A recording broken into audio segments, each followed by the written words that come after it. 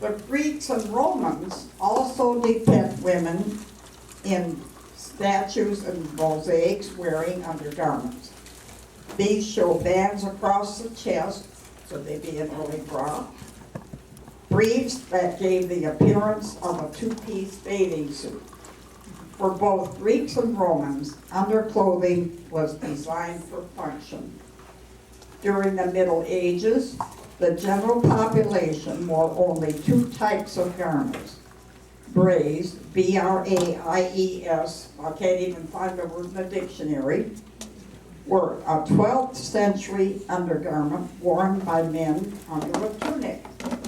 It was full and baggy in the seat and had long, loose legs that came to the mid-calf behind the leg. It was held up by a cord around the waist. A smock or chemise was worn by women during medieval times. It was ankle length with a large hole for the head and long, straight sleeves. Pleats or embroidery were either at the neck or the hem. These were worn by everyone with no class distinction. Only the quality and workmanship made the difference. Nobility wore linen clothes under expensive outer garments to protect these garments from dirty bodies. All classes wore simple undergarments as an added layer for warmth. The chemise continued to be the first undergarment layer well into the 1800s. During the Middle Ages, a method of shame and humility was used by both sexes who went on pilgrimages. It was so degrading to be seen in public in skimpies and barefoot that it was used as a method of punishment for female adultery. She would be required to go about her duties in her chemise or smock without shoes. In the 16th and 17th centuries, the farthingale, an early hoop skirt, was introduced in the Spanish court. It was a cone-shaped cage made of cane, whalebone, or wire sewn on cloth of heavy petticoats. During the late 1570s, a French version was introduced, and it is the farthingale seen in many portraits of Queen Elizabeth. Queen Anne, wife of James I, appeared in a farthingale that was 4 feet wide at the hips. Needless to say, they were not worn by any but the upper class because they were very expensive and could use as much as 50 yards of whalebone or other stiffening, plus the silk, satin, or velvet used to cover the cage. 100 years later, this outrageous style appeared in a slightly modified version of the Victorian cage crinoline. The French farthingale was also known as the bum roll, introduced in the late 1570s to England from France. The bum roll consisted of a bolster-like roll fastened around the hips. This served the purpose of widening the skirts at the hip area, thus creating drape. The bum roll was used into the 1800s and followed by the bustle, which had the same purpose, to lift the skirt and expand fullness. The bustle was only at the back of the underskirt, and various styles consisted of a framed shape. During the 12th century, a prototype of corset appears in old manuscripts. Female figure shows a tight-fitting bodice closely laced up the front. 15th century women also wore a basquine or lace bodice which attached to the farthingale. By the early 1700s, the interest in the farthingale diminished and the corset or stave became the undergarment to shape the female form. women began inserting rigid materials such as whalebone into the busk of the of the cloth bodices. The busk or basque was a slot down the center front of the corset. It was sometimes decorated with amorous images and phrases and was often used as a lover's token. As we follow the evolution of the farthingale to the early 1800s, styles of dress continued to encourage full skirts, and the more formal dress required increasing support. Pyramidal-shaped undergarments were made of whalebone or cane hoops inserted into the petticoat to the floor. When that shape lost favor, they flattened the front and back and added extra width to the hips. The Victorians called them panniers, but most called them false hips. By demonstrating they possessed an expansive hip measurement, women gave the illusion that their wide hips made them more able to deliver a child easily. Petticoats have been worn for centuries to add dimensions to ladies' skirts. Though the layers of these proved to be very warm and increasingly heavy, these first two petticoats were called crinolines. In July 1856, a skeleton petticoat of spring, steel, and tape received a patent. This contraption became known as the crinoline hoop. It allowed women to achieve the fashionable bell-shaped silhouette without all the burden of heavy petticoats. Wearing a hoop skirt required practice, since a quick turn could knock things from tables or cause a tumble. Imagine sitting in a hoop skirt and having it hit you in the face. The men found it a frustrating barrier if they tried to get close to a young lady. Even with a crinoline, women usually wore an under petticoat and one or more over petticoats to cover the hoop. Many women experienced incidents of stumbling out of coaches, stepping into unseen holes, tripping down flights of stairs, and being unable to sit comfortably in trams and coaches.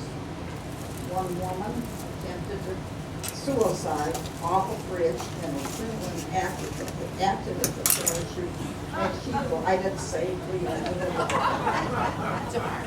Perhaps it even floated.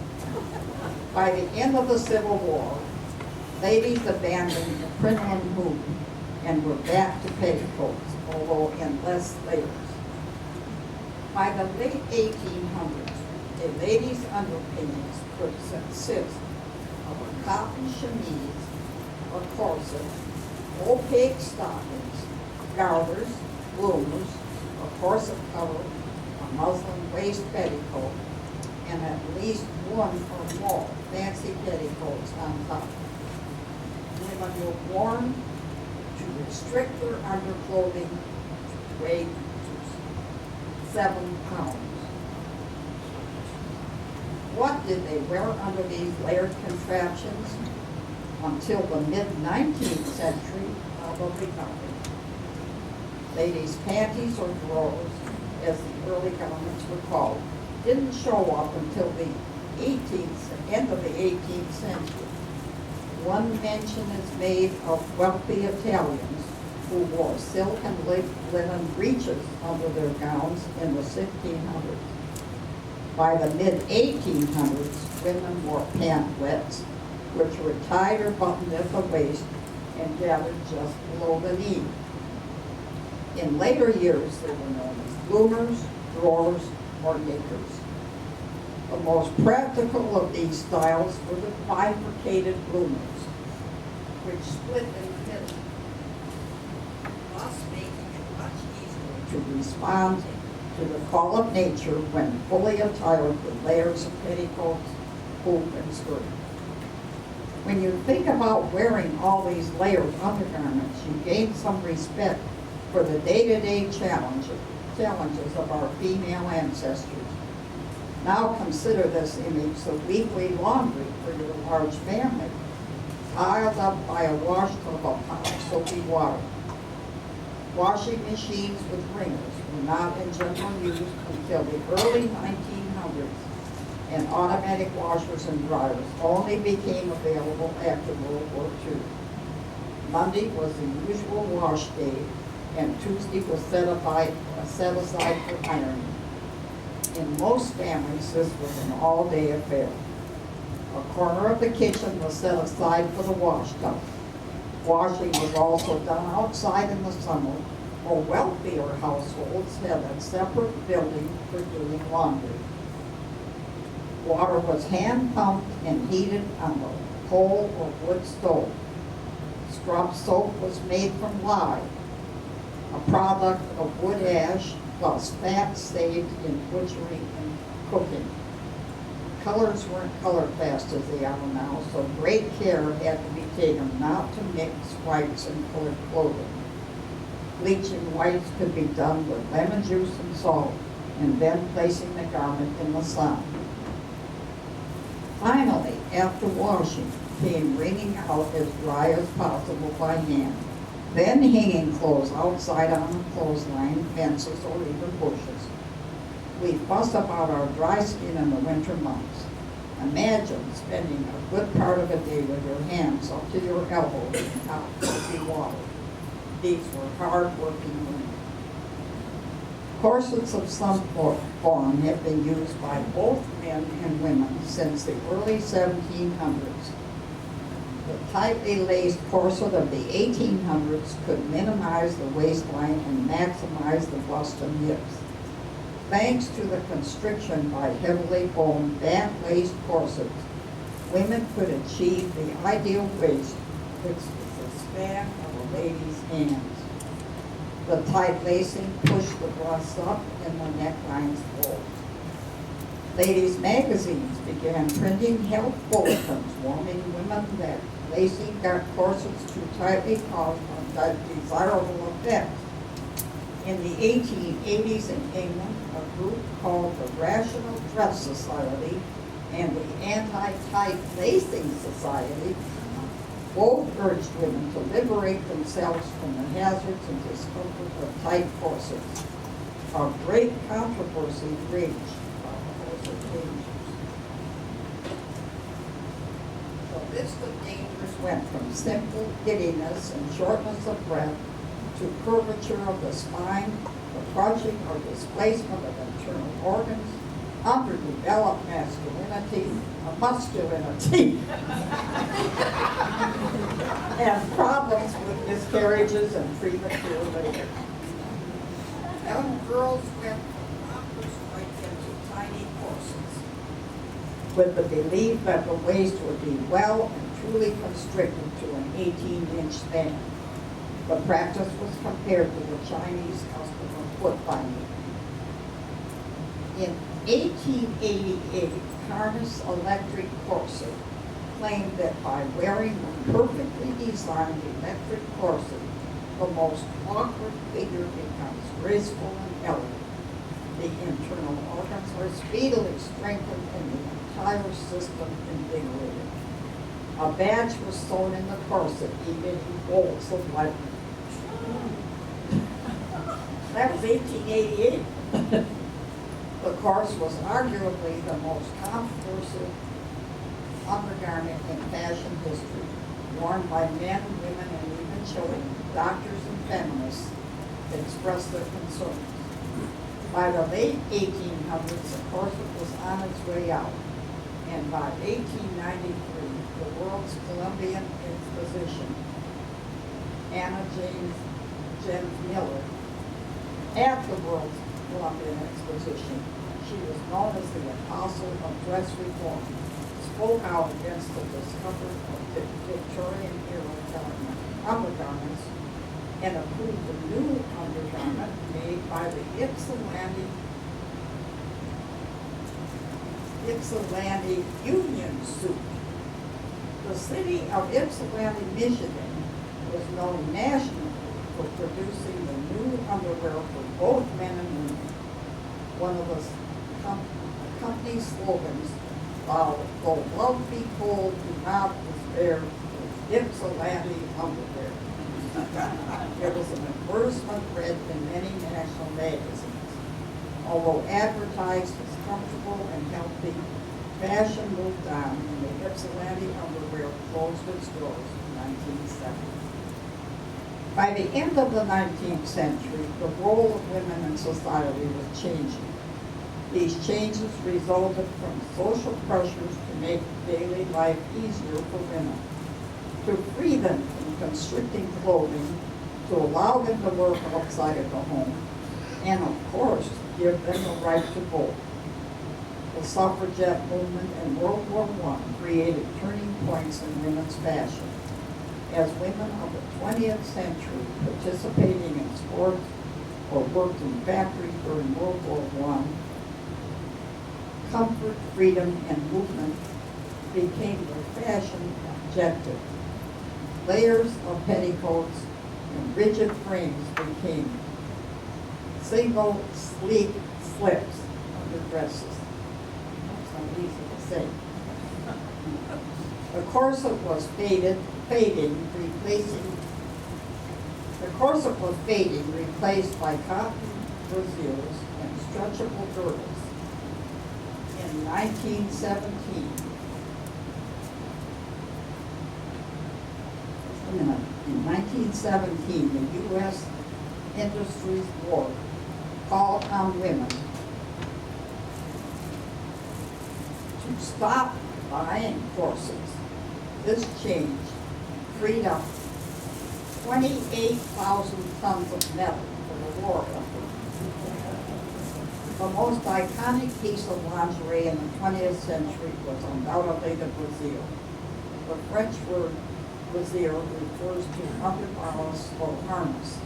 By 1904, the word brassiere was used to advertise a bust supporter. The first patent on a brassiere was issued to Mary Phelps Jacob, whose first design was two handkerchiefs tied together with a ribbon. She protected her comfortable brassiere and later sold her patent to Warner Brothers. In the 1930s, large-scale commercial production of brassieres and introduction of cup sizes made Rahs a popular undergarment for all women. During World War II, materials such as rubber and steel were in short supply, so manufacturers of bras turned to synthetics, which eventually led to lycra, rayon, and latex. By the 1950s, the glamour of the film industry and stars such as Lana Turner made the brassiere a fashion focus. Lingerie manufacturers began to flourish in soon starting their own brand name lingeries to attract loyal customers. The attention to undergarments has largely shifted from functionality to fashion. The term undergarment becomes lingerie, and every form of underclothing has a softer and more sensual style. Of course, fashion designers try to bring back old styles in new ways, with corsets, petticoats, and brassieres, but women eventually reject the style and work for comfort. The feminist movement of the 1960s and 70s is only one more example where women haven't had enough restrictive, uncomfortable, and what they felt conformist clothing. The next time you're in a lingerie section of the department store, try to find a petticoat or a slip. The younger generation has little use for it. Today, there is lingerie for all situations. Underwear has become outerwear, as our own Rochester material girl led the movement in 1985. Women have more choices now than ever before in history, and contemporary lingerie can be whatever women want to make it.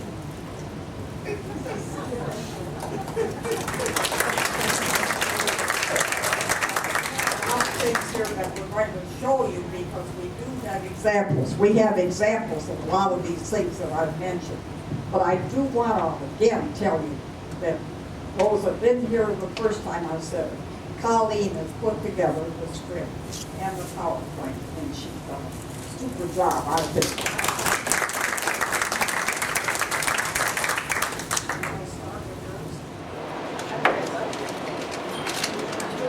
Yes.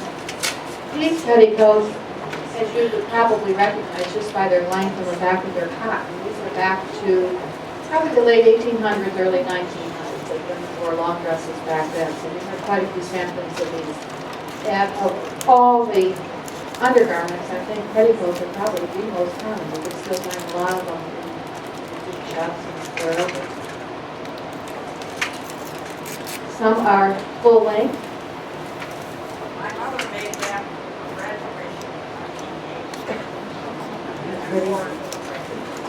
It's got, you have to see it close up. It's got pretty embroidery on it too, which she probably did. As we progress, let's see, 1930, actually this is probably 1920s. Yeah, but these were the, and dress styles where they were very long, slender, dress forms. I see. The slip became just a piece rather than a fluffy petticoat.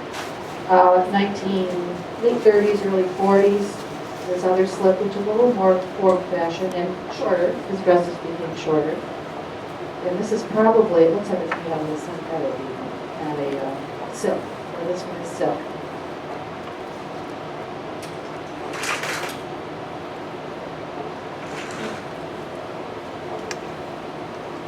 Talk about your. Oh, okay. Well, let me finish. Let me finish this petticoat thing. 1950s. All you gals remember your big fluffy petticoats, layers and layers. Oh yeah. How many of you remember 1960s petty pants? A few of you. I don't. You weren't allowed to see them. Purchased at Mitzelfeld's in the 1960s. You remember that too. Okay. Now, these are nightgowns, a variety of them. These are nightgowns, and you're welcome to come up and see these things later. How old are you? Here's another one that's a little summer gown. These are obviously early 1900s, along with the sleeping cap. Why would you wear a sleeping cap? If your head warm, and also keep your hairstyle quite steady. Yeah, well, and some women never washed their hair, so they wore a cap to protect the pillowcase from their dirty hair. I had a great grandmother that used grease from bacon or whatever to kind of pat her hair down, my mother said. I never knew her. This is a nightgown. This was my wedding nightgown in 1938. Here's another. This is a pajama set. From, Probably 40s. yeah, well, yeah. And another nightgown. Some people still wear these pretty fancy things. That was my mother's wedding gown, so that's 1940. Oh. It was your mother's wedding what? Pardon me? Wedding nightgown. She was going to throw it away. And then in the 60s, they had to have a negligee set up. Absolutely. When you were getting married, this was part of your trousseau.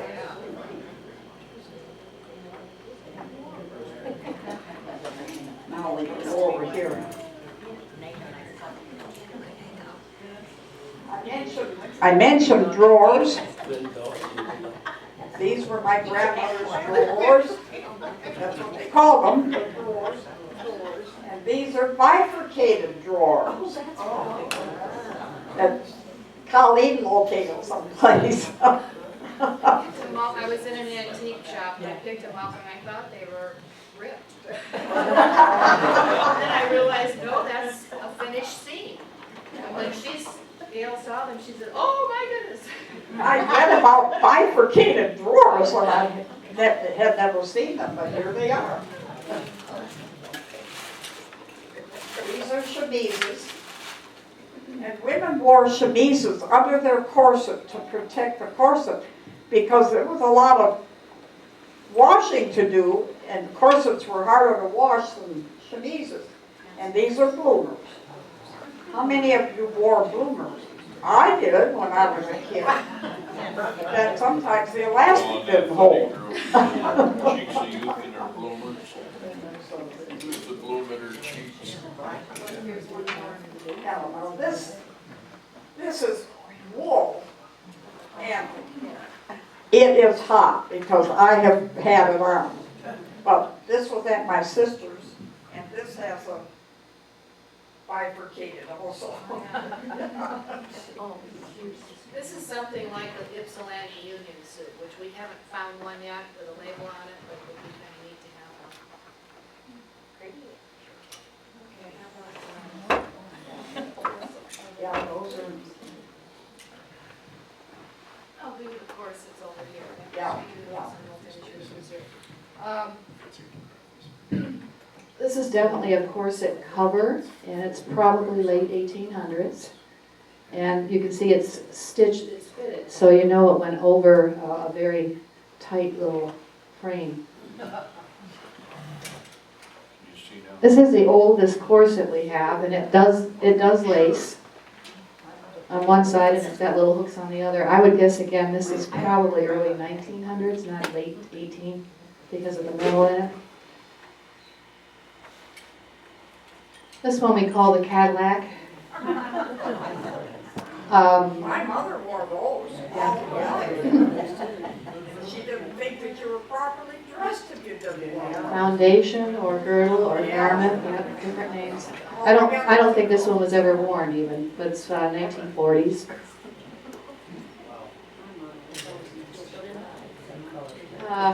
Up into the 50s and 60s, getting more comfortable losing the girdle and garter belts. This is probably the last example of a girdle, a little stretchy thing. So you had something to hook your nylons onto. This is before pantyhose, obviously. This is Gail's risque little outfit. Want to explain that one? Well, one of my friends wore this when she was married, and then she had had it for years and decided that we should have it because it's, and I think she was married in the early 60s. I'm not positive, but I think so. I was going to say it looks like Madonna might have had this one. They look like they were washed in Rochester water. That one definitely. Then we have a group of camisoles and bras. These are camisoles that were well, this was in my family. I don't know who made it or who wore it, but it came in my family. I had a mother that saved things because a lot of these things she had made, and what they were particularly nice, she kind of hung on to them, which I'm doing too. And that's it. When they started doing two-piece outfits, they had to put little hooks in them to hook to the lower piece to hold it up. So this one has the hook still in place. Which would attach to some form of girdle or foundation.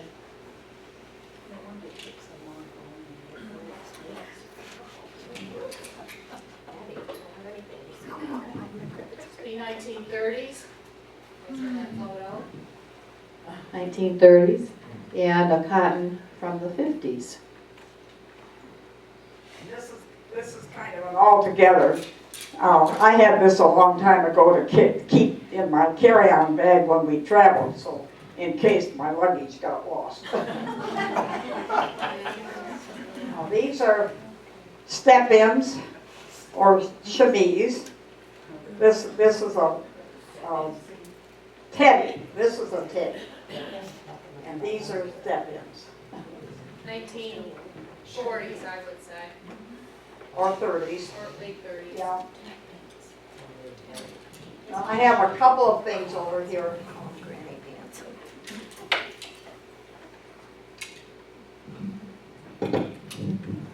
I brought these along because these are darned net, and they were made by my great grandmother, and they wore a light colored bodice thing underneath to make them modest. But when you look at the work on these, I can't imagine spending all that time. But those go back to about the 1880s. And then we have a couple of aprons too, just because the work on these aprons is so exquisite.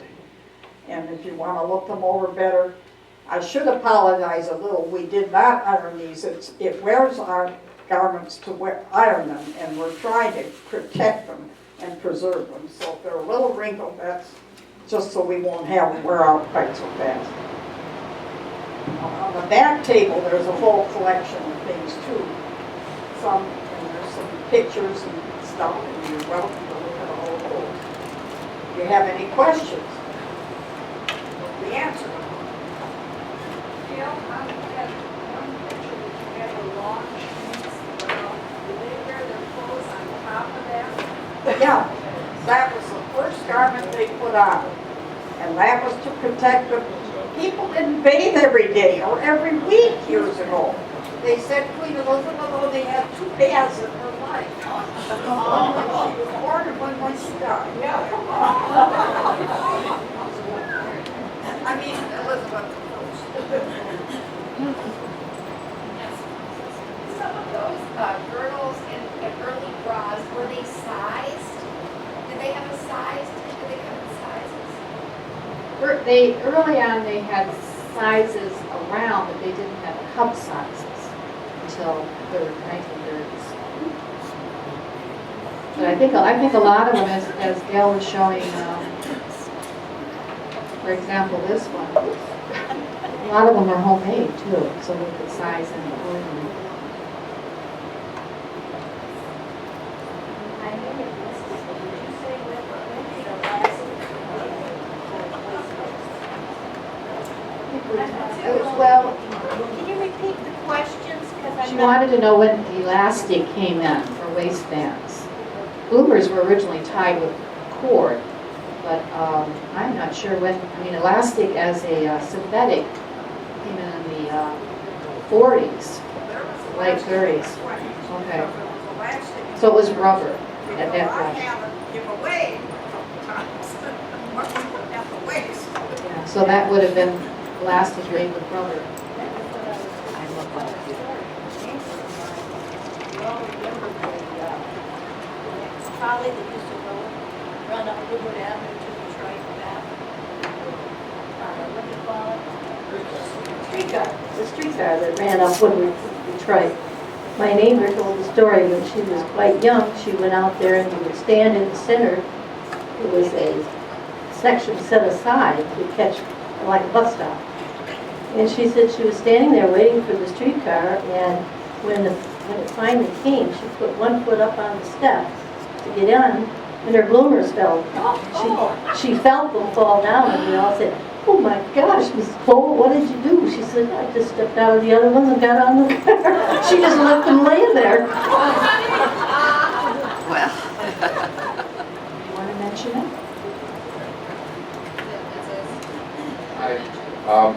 I come from old farm families on both sides, so I've seen a lot of antiques. My mother, Dorothy Miller, lives in the old red brick farmhouse on Harding Avenue, if you're familiar. She's 94, 95 in January. But I wanted to mention with the corsets, if you've ever seen, it's called a fainting couch. It's a couch with only one arm. They pulled those corsets so tight that it just literally knocked the women into unconsciousness, and they would lay on the couch and faint until they recovered, and then they'd get up and continue getting dressed.